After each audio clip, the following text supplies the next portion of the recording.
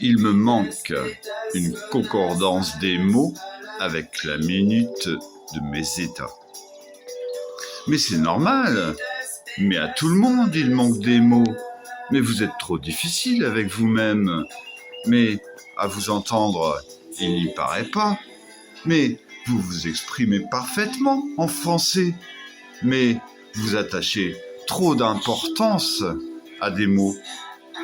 Vous êtes des cons, depuis l'intelligent jusqu'au mince, depuis le persan jusqu'à l'induré. Vous êtes des cons.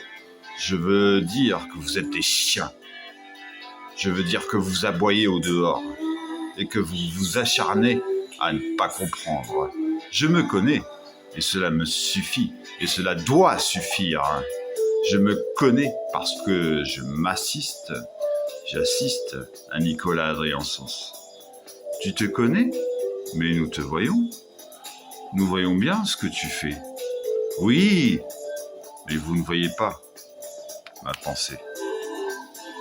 À chacun des stades de ma mécanique pensante, il y a des trous, des arrêts.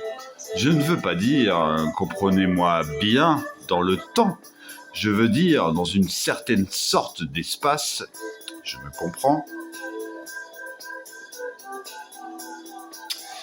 Je ne veux pas dire une pensée en longueur, une pensée en durée de pensée. Je veux dire une pensée, une seule, et une pensée en intérieur. Mais je ne veux pas dire une pensée de Pascal, une pensée de philosophe.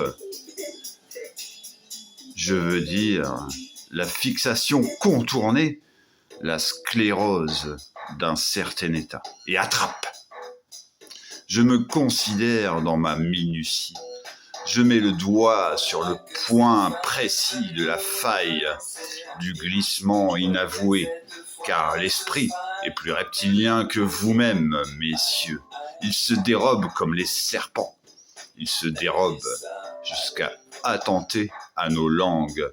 Je veux dire à les laisser en suspens.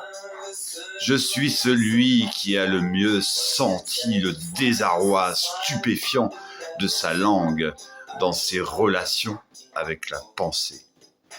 Je suis celui qui a le mieux repéré la minute de ses plus intimes, de ses plus insoupçonnables glissements.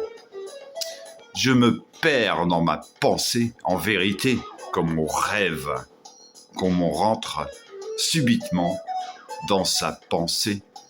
Je suis celui qui connaît les recoins de la perte.